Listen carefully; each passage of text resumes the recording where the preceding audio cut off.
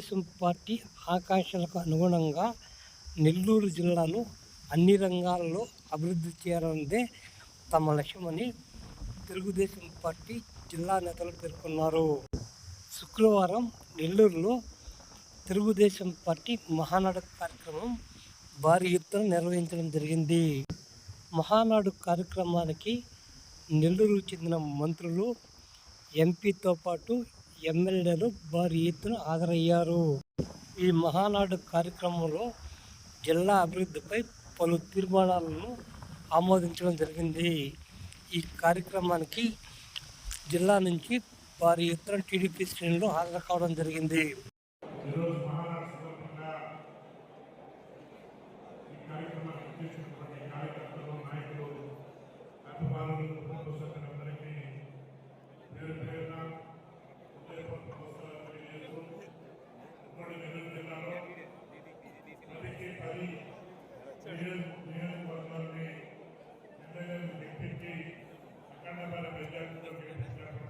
ఇది తెలుగు వారి యొక్క గొప్పతనానికి నాంది పలుకుతూ ఏర్పాటు చేసుకున్నటువంటి సభ ఈ తెలుగు మహానాడు సభ. పేదవాడు పేదవాడుగా మిగిలిపోతున్నాడు, ధనవంతుడు ధనవంతుడిగా ఎదిగిపోతున్నాడు, పేదవాడికి ధనవంతుడికి తారతమ్యాలు పెరిగిపోతున్నాయి, ధనవంతులు పేదవాడిని అనగదొక్కుతున్నారు, పేదవాడిని హక్కును చేర్చుకోవాలి, తెలుగు భాష కనుమరుగైపోతుంది, తెలుగువాడు పతనమైపోతున్నాడు, ఢిల్లీ వాళ్ళ కాళ్ళ తెలుగు వాళ్ళు ఇబ్బందులు పడుతున్నారు, తెలుగువాడి వాడిని వేడిని ఖ్యాతిని ఈ ప్రపంచ నలుమూలన చూపించేందుకు పుట్టుకొచ్చిన పార్టీ తెలుగుదేశం పార్టీ.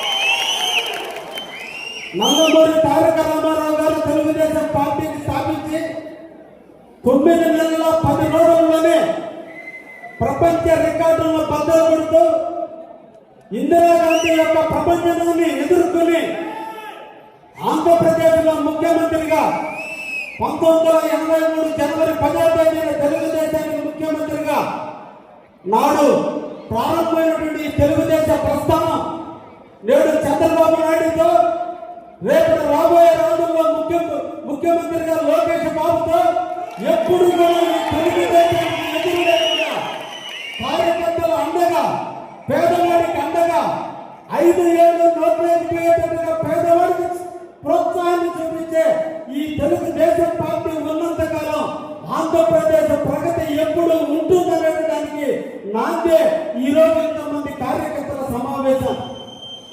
ఎప్పుడో కృతాయుగంలో ఇంద్రుడు అమరావతిని నిర్మిస్తే ఈ చంద్రుడు ఈ రోజు అమరావతిని, ఆ అమరావతికి తలదన్నేదిగా ఈ రోజు అమరావతిని ఏర్పాటు చేయబోతున్నారు.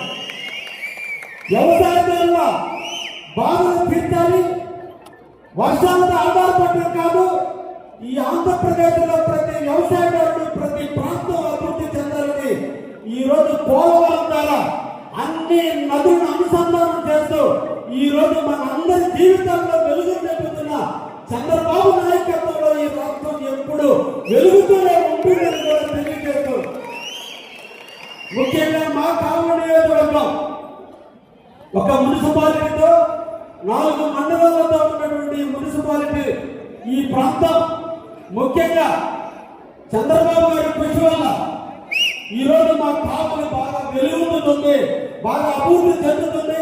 కాబట్టి ముఖ్యమంత్రి గారికి, చంద్రబాబు నాయుడు గారికి ధన్యవాద తీర్మానాన్ని ఇవ్వాల్సిందిగా ఇక్కడ ప్రజానికాన్ని అందరినీ కూడా కోరుకుంటూ